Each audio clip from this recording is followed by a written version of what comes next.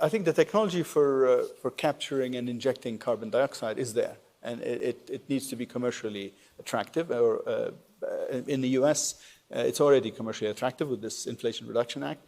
In Europe and in the UK, I think there are some projects that are in play and in motion, and so I think that technology is there.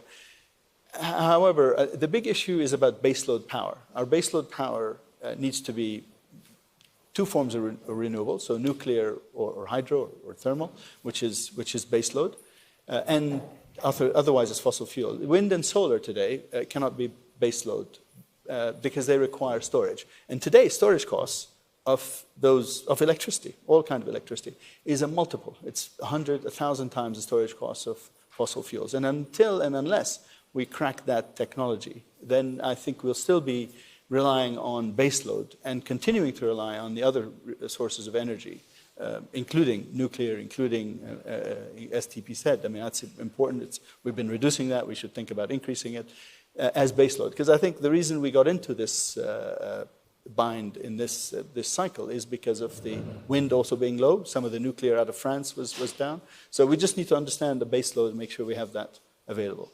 Tejpreet? No, I completely agree. I think at the end of the day, let's look at the problem from a supply side and the demand side. On the supply side, we talked about all the things that countries are doing right now to, for resilience.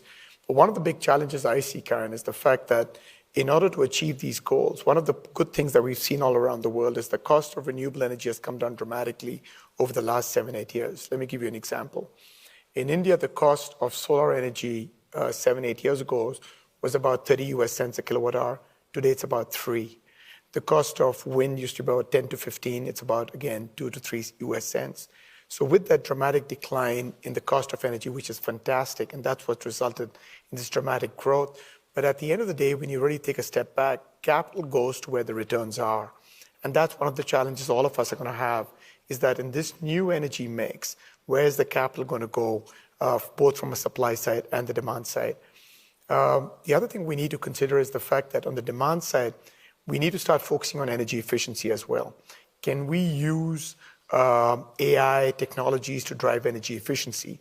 Can we use AI to drive uptime in machines? So I think that's going to be another big shift, is to use AI and ML technologies to drive the efficiencies on the demand side as well. So I think that's what we're going to see. And the last point is on technology. The jury is going to be out as to which is going to be the right technology, whether it's going to be hydrogen, whether it's going to be lithium, whether it's going to be EV, and how all this is going to fit out. But it goes back to economics drives scale, economic drives progress. So it's going to be a very, very interesting time over the next 10 years to see which technology pans out.